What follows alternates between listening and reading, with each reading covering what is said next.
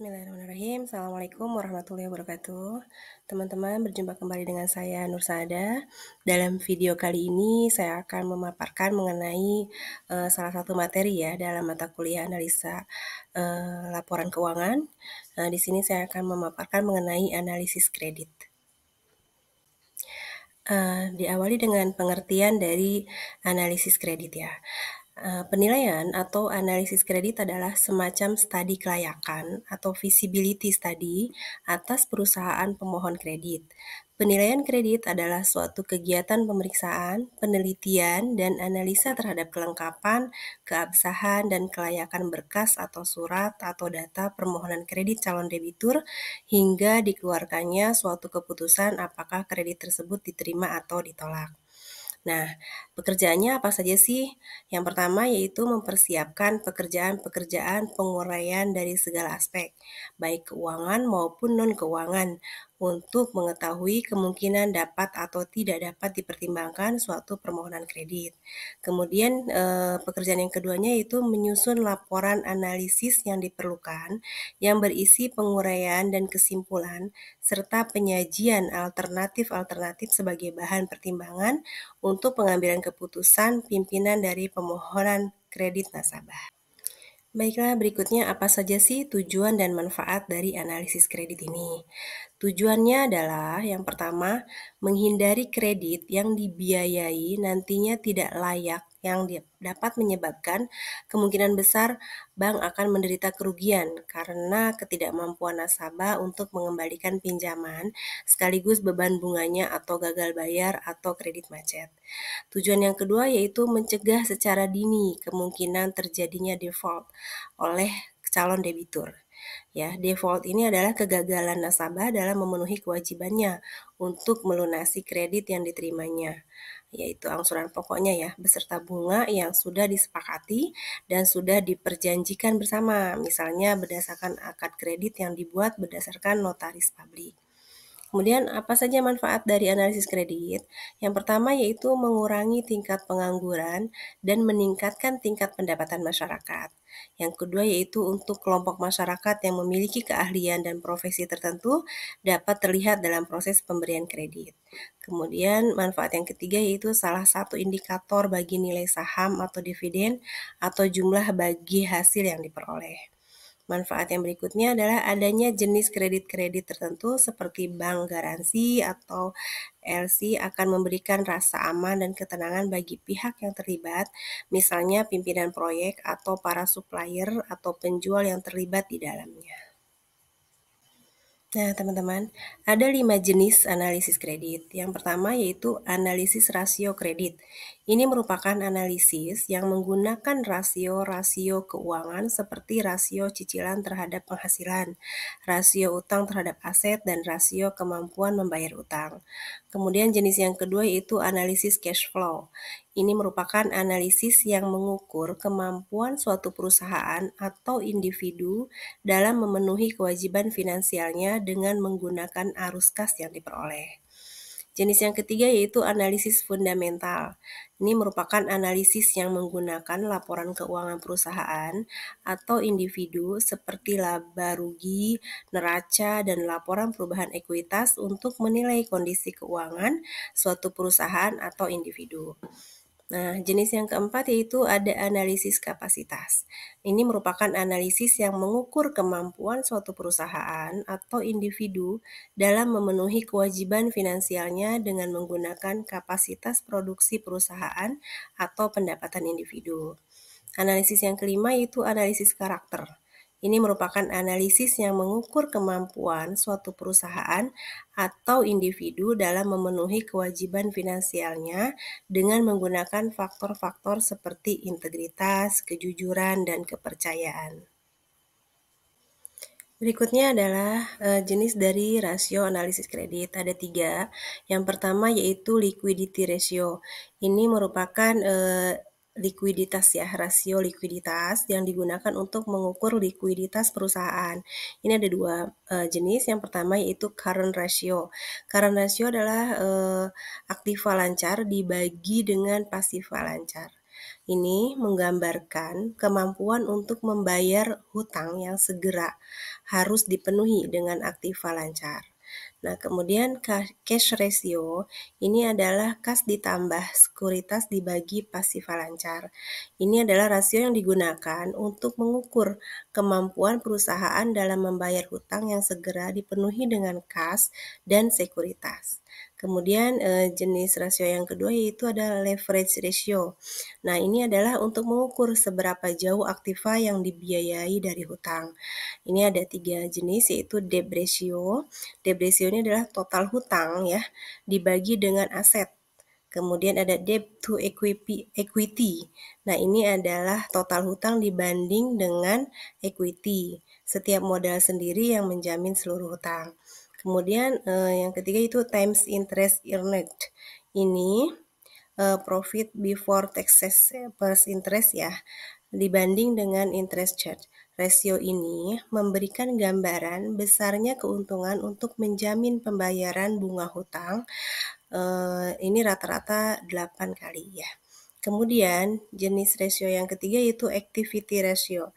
Ini adalah rasio untuk mengukur seberapa jauh efektivitas perusahaan dalam mengelola sumber-sumber keuangan. Ini ada 4 macam ya. Ada ITO, ini inventory turnover. Nah, yang pertama itu maksudnya adalah sales dibandingkan dengan inventory untuk mengetahui dana yang tertanam dalam persediaan barang berputar dalam suatu periode tertentu. Kemudian ada ACV, receivable dibandingkan dengan sales per day. Nah, ini adalah rasio untuk mengetahui lama penagihan piutang. Kemudian ada total asset turnover. Ini adalah rasio untuk mengetahui perputaran dari seluruh kekayaan. Kemudian ada working capital turnover ya. Ini adalah rasio untuk menunjukkan perputaran dari modal kerja dalam 1 tahun. Teman-teman, apa saja sih aspek-aspek dari analisis kredit ini? Yang pertama yaitu ada aspek hukum atau yuridis. Ya, aspek hukum ini tujuannya adalah untuk menilai keaslian dan keabsahan dokumen-dokumen yang diajukan oleh pemohon kredit. Kemudian ada aspek pemasaran atau marketing. Dalam aspek ini, dinilai besar kecilnya permintaan terhadap produk yang dihasilkan dan strategi pemasaran yang dilakukan oleh perusahaan. Sehingga akan diketahui nih prospek usaha tersebut sekarang dan di masa yang akan datang. Kemudian ada aspek keuangan. Ini adalah analisa aspek ini merupakan menentukan ya jumlah dari kebutuhan usaha dan juga terpenting untuk menilai kemampuan berkembangnya usaha pada masa mendatang serta untuk menilai kemampuan perusahaan dalam membayar kreditnya. Kemudian yang keempat ada aspek teknis. Ini mengamati perusahaan dari segi fisik serta lingkungannya agar perusahaan tersebut sehat. Yang kelima itu dari aspek manajemen. Itu untuk menilai struktur organisasi perusahaan, sumber daya manusia yang dimiliki, serta latar belakang pendidikan dan pengalaman sumber daya manusianya. Kemudian aspek yang keenam adalah aspek sosial ekonomi. Ini untuk menganalisis dampak yang ditimbulkan akibat adanya proyek atau usaha. Nah, berikutnya teman-teman, apa saja sih faktor-faktor yang dipertimbangkan dalam analisis kredit? Nah, ada 2 faktor ya. Yang pertama faktor internal, yang kedua faktor eksternal. Di dalam faktor internal itu sendiri ada 4 yang kita nilai, yaitu yang pertama karakter. Karakter itu apa sih? Karakter adalah sifat-sifat pribadi dari calon debitur ya, yang menunjukkan integritas, komitmen, reputasi, dan pengalaman, serta etika bisnisnya. Karakter ini dapat dinilai dari riwayat kredit, latar belakang pendidikan dan pekerjaannya, referensi dari pihak lain, dan lain-lain ya. Kemudian yang kedua itu kapasitas. Ini adalah kemampuan calon debitur yang menghasilkan pendapatan dan arus kas yang cukup untuk membayar kembali pinjaman. Kapasitas dapat dinilai nih dari laporan keuangannya, rasio keuangan, proyeksi arus kasnya juga dilihat ya. Kemudian faktor internal yang ketiga yaitu ada modal. Nah, ini adalah jumlah dana yang dimiliki atau diinvestasikan oleh calon debitur dalam usahanya. Modal menunjukkan seberapa besar keterlibatan dan tanggung jawab calon debitur terhadap usahanya. Modal dapat dinilai dari neraca, modal sendiri, modal pinjaman, dan lain-lain. Kemudian yang berikutnya itu ada jaminan. Nah, jaminan adalah aset-aset yang ditawarkan oleh calon debitur sebagai jaminan jika terjadi gagal bayar.